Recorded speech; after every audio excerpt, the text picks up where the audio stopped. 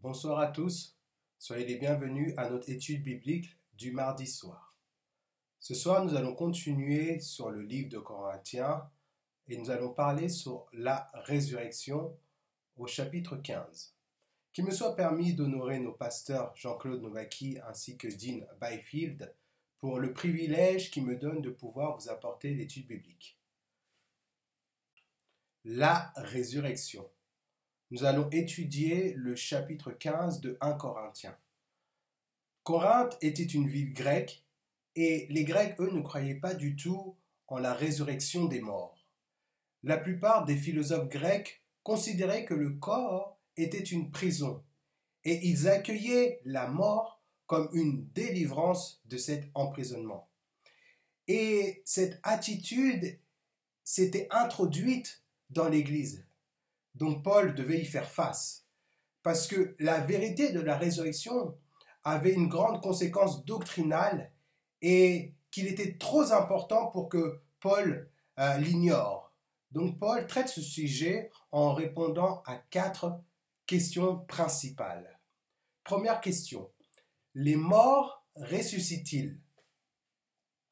Les Corinthiens croyaient déjà en la résurrection.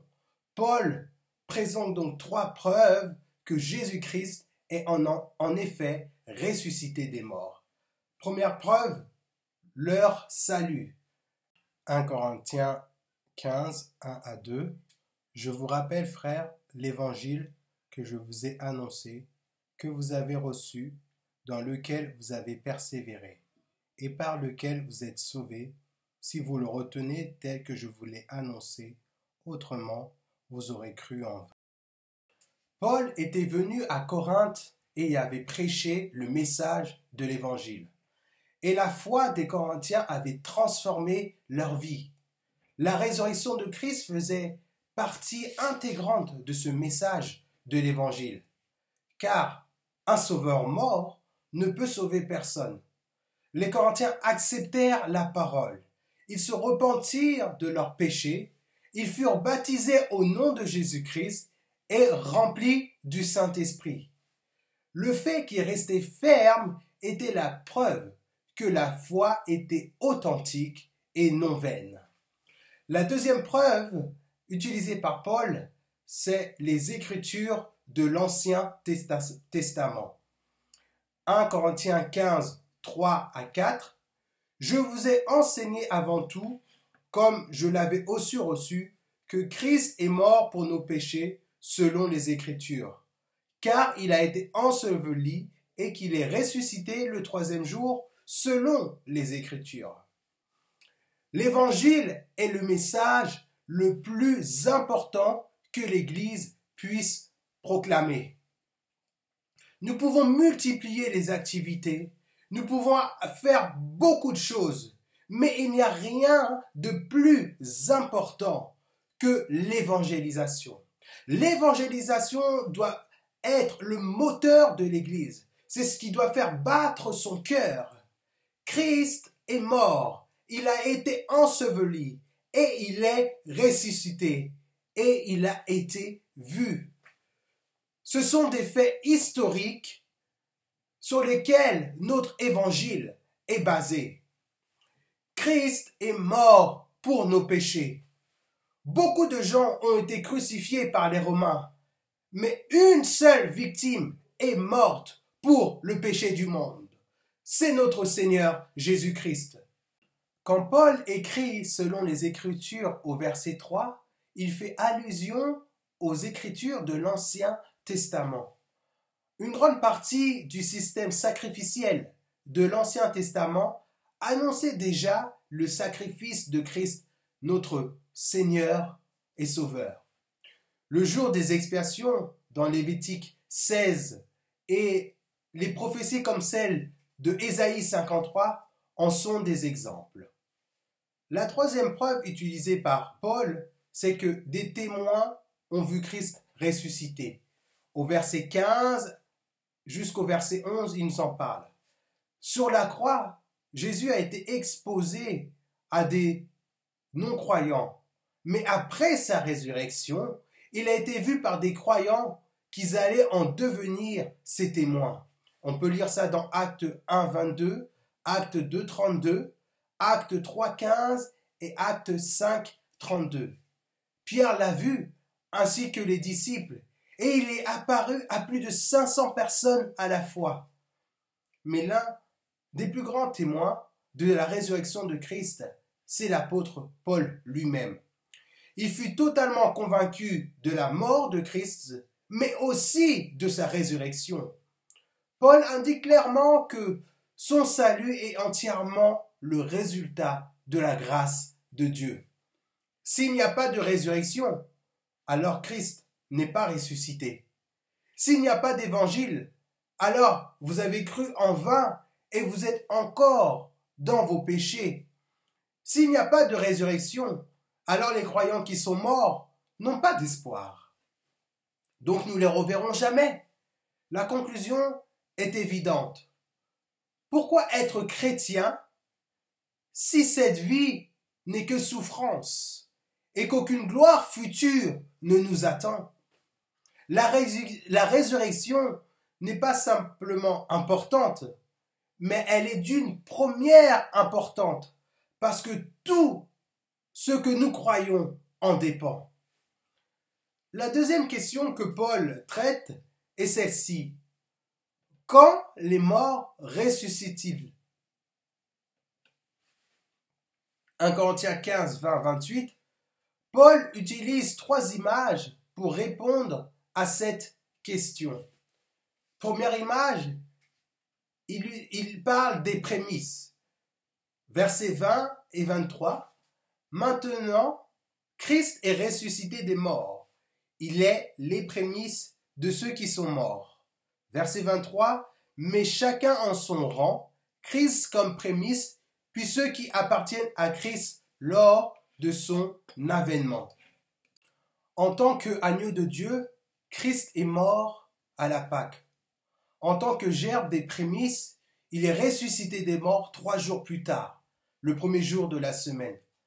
Quand le prêtre agitait les gerbes des prémices devant le Seigneur, c'était un signe que la récolte entière lui appartenait.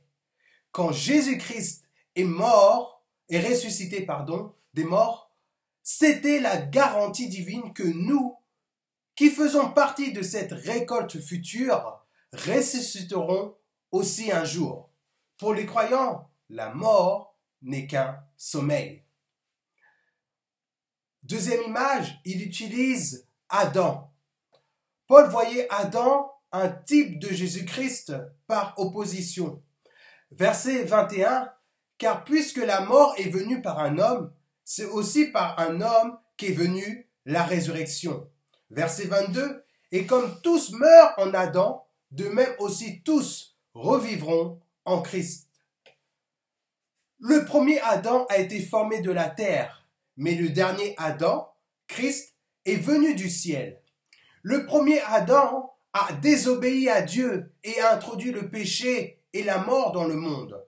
Mais le dernier Adam, Christ, a obéi au Père et a apporté la justice et la vie. Troisième image, il utilise le royaume.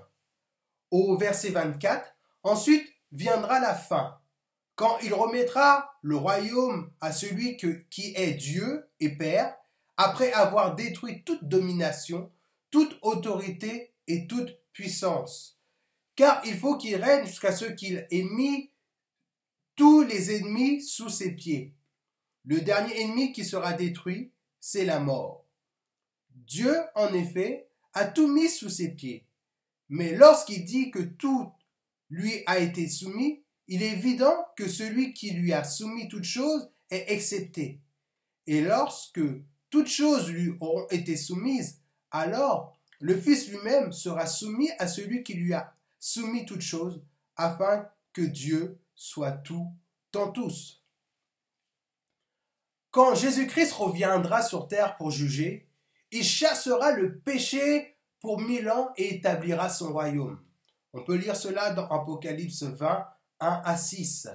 Les croyants régneront avec lui et partageront sa gloire et son autorité. Ce royaume, annoncé dans l'Ancien Testament, s'appelle le millénium.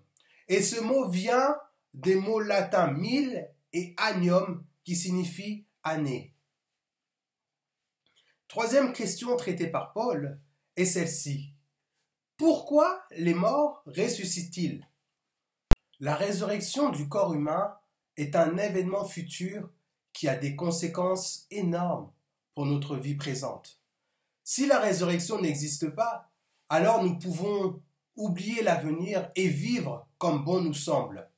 Mais la résurrection aura vraiment lieu. Jésus-Christ va revenir. Même si nous mourrons avant son retour, nous ressusciterons lors de sa venue et nous nous tiendrons devant lui dans un corps glorifié. Paul cite 4 domaines de l'expérience chrétienne qui sont influencés par la réalité de la résurrection. Première expérience, l'évangélisation. 1 Corinthiens 15, 29. Autrement, que feraient ceux qui se font baptiser pour les morts?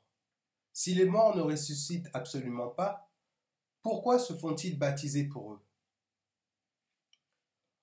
S'il n'y a pas de résurrection, pourquoi prendre la peine de témoigner et de gagner d'autres à Christ? Pourquoi atteindre des pécheurs qui sont ensuite baptisés et qui prennent la place de ceux qui sont morts?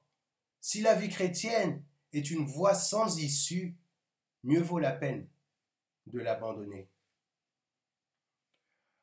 Deuxième domaine de l'expérience chrétienne que Paul cite, ce sont les souffrances. Au verset 30, « Et nous, pourquoi sommes-nous à toute heure en péril? Chaque jour, je suis exposé à la mort. Je l'atteste, frères, par la gloire dont vous êtes pour moi le sujet en Jésus-Christ notre Seigneur. » Si c'est dans des vues humaines que j'ai combattu contre les bêtes à Éphèse, quel avantage m'en revient-il? Si les morts ne ressuscitent pas, mangeons et buvons, car demain nous mourrons.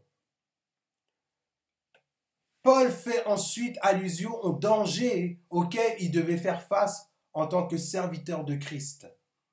Il était constamment menacé par ses ennemis et plus d'une fois, il avait vu la mort de près. Pourquoi supporter la souffrance et le danger si tout termine par la mort?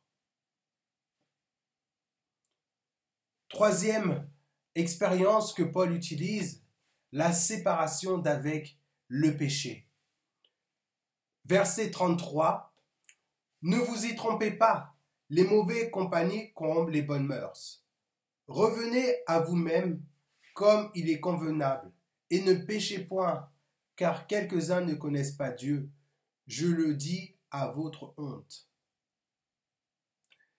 S'il n'y a pas de résurrection, alors ce que nous faisons de notre corps n'aura aucune influence sur notre avenir. L'immortalité était une chose courante à Corinthe, et certains croyants rejetaient la résurrection pour justifier leur péché. Le corps du croyant est le temple de Dieu et doit être séparé des péchés du monde. La Bible nous le dit que nous sommes le temple du Saint-Esprit. Quatrième domaine d'expérience que Paul utilise, c'est la mort. Notre corps actuel n'est pas fait pour le royaume céleste, car il est corrompu. Quand Jésus-Christ reviendra, le corps des croyants vivants sera immédiatement transformé pour ressembler au corps de Christ. On peut lire ça dans 1 Jean 3, au verset 1 à 3. Et les croyants morts ressusciteront avec un nouveau corps glorifié. Notre nouveau corps ne sera pas soumis à la dégradation ni à la mort.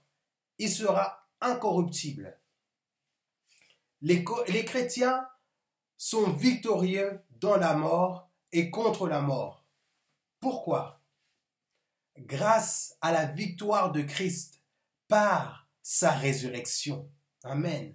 Jésus a dit, vous me verrez parce que moi je vis et que vous aussi, vous vivrez. Jean 4, 14, 19. Le péché, la mort et la loi sont liés.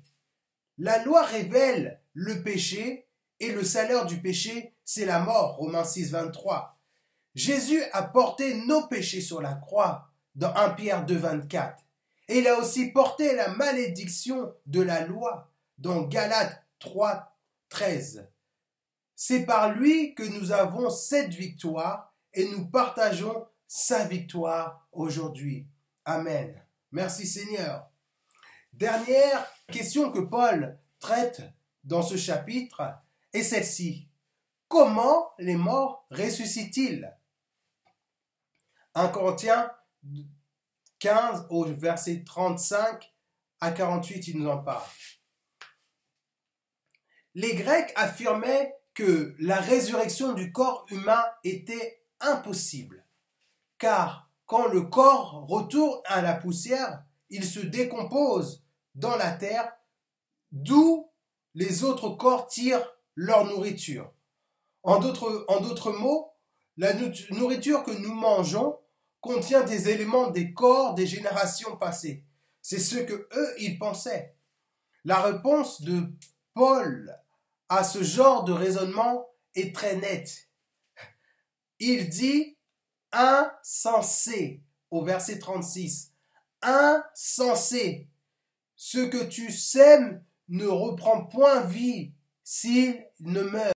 Il présente alors un argument très important. La résurrection n'est pas la reconstitution. La Bible n'enseigne nulle part que lors de la résurrection, Dieu rassemblera les morceaux et nous rendra notre ancien corps. Paul sait que de tels miracles ne peuvent être expliqués. Alors il décide d'utiliser 3 analogies pour éclairer cette doctrine. Première analogie, les semences. On peut lire ça au verset 35-38 et 42 à 48. Quand on sème, on ne s'attend pas à ce que la même semence revienne à la surface. On peut semer quelques grains, alors on obtiendra de nombreux grains lors de la maturation de la plante. Ces grains sont-ils ceux qui ont été plantés? Non, mais il y a une continuité. On ne sème pas du blé pour récolter de l'orge. Regardez l'oignon d'une tulipe. C'est quelque chose qui n'est pas beau à regarder.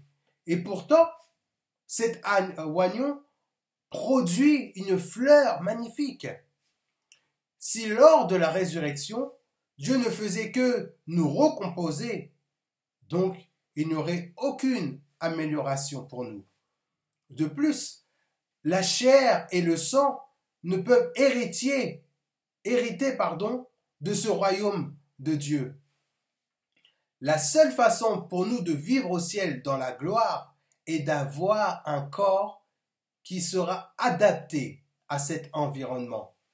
Paul développe donc en détail ce changement magnifique dans les versets 42 à 48. Le corps est semé par la mise en terre corruptible parce qu'il va se décomposer, mais il est ressuscité avec une nature qui ne peut être décomposée. Au ciel, il n'y a pas de dégradation ni de mort. Il est enterré dans l'humilité, mais il est ressuscité dans la gloire. À la mise en terre, le corps est faible, mais à la résurrection, le corps est puissant, car nous serons comme Jésus-Christ. Deuxième analogie qu'il utilise, c'est la chair. Au verset 39, toute chair n'est pas la même chair, mais autre est la chair des hommes, autre celle des quadrupèdes, autre celle des oiseaux, autre celle des poissons. Chaque animal a une structure cellulaire différente. On ne peut donc pas les croiser n'importe comment. Le corps humain aussi a sa propre nature, tandis que les animaux, les oiseaux et les poissons ont chacun la leur. En conclusion, si Dieu est capable de faire un corps différent pour les hommes, les animaux, les oiseaux, les poissons, pourquoi ne peut-il pas faire un autre corps pour nous lors de la résurrection? Troisième analogie utilisée, les corps célestes. Versets 40 à 41, il y a aussi des corps célestes et des corps terrestres. Mais autre est l'éclat des corps célestes, autre est celui des corps terrestres. Autre est l'éclat du soleil, autre est l'éclat de la lune, et autre l'éclat des étoiles. Même une étoile diffère en éclat d'une autre étoile. Il n'y a pas seulement des corps terrestres, mais il y a aussi des corps célestes. Et ils sont aussi différents les uns et des autres, principalement en ce qui concerne leur aspect extérieur. Paul suggère ici qu'un croyant ne ressemblera pas à un autre croyant dans la gloire, même si tous les croyants auront des corps glorifiés. Chaque coupe au ciel est pleine, mais certaines coupes seront plus grandes que d'autres coupes, à cause de la fidélité et du sacrifice des saints lorsqu'ils étaient sur terre. Voilà pourquoi notre vie aujourd'hui a une influence sur notre vie dans l'éternité, quand nous serons avec le Seigneur. C'est pour ça qu'ici-bas, nous devons faire attention à notre corps. Nous devons, vous savez, travailler durement pour la gloire du Seigneur. Nous devons travailler durement dans l'évangélisation, arracher les hommes et des femmes des griffes de l'ennemi. Vous savez, plus nous allons nous investir dans le royaume de Dieu, plus nous allons passer du temps dans la prière, dans le jeûne, à rechercher sa face, plus les choses de ce monde auront moins d'importance pour nous dans notre vie, plus grande sera notre récompense dans le ciel. Vous savez, pour beaucoup, ce qui leur importe, c'est simplement de dire, moi, je fais le strict minimum, je fais simplement attention à ma vie, et puis comme ça, j'irai au ciel. C'est pas ça le but. C'est pas ça l'important. L'important, c'est de faire notre maximum. Tout ce que notre main peut faire, faisons-le. Tout ce que nous pouvons faire pour le royaume de Dieu, faisons-le. Mais faisons-le de toute notre force. Faisons-le de tout notre cœur. Je vous garantis, grande sera notre récompense au ciel. Parce que comme Paul l'a dit, chaque coupe sera différente. Tout cela sera par rapport à notre travail ici-bas sur terre. Si nous croyons réellement à la résurrection du corps, alors nous utiliserons notre corps aujourd'hui à la gloire de Dieu. Nous utiliserons aujourd'hui notre corps à la gloire de Dieu. La question est celle-ci. Utilisons-nous notre corps pour la gloire de Dieu? Verset 9. Car je suis le moindre des apôtres. Je ne suis pas digne d'être appelé apôtre, parce que j'ai persécuté l'Église de Dieu. Par la grâce de Dieu, je suis ce que je suis, et sa grâce envers moi n'a pas été vaine, loin de là. J'ai travaillé plus que tous, non pas moi toutefois, mais la grâce de Dieu qui est avec moi. Ainsi donc, que ce soit moi, que ce soit eux, voilà ce que nous prêchons, et c'est ce que vous avez cru. Or, si l'on prêche que Christ est ressuscité des morts, comment quelques-uns parmi vous dirent-ils qu'il n'y a point de résurrection des morts? S'il n'y a point de résurrection des morts, Christ non plus n'est pas ressuscité. Et si Christ n'est pas ressuscité, notre prédication donc est vaine, et votre foi aussi est vaine. Il faut que nous comprenions une chose.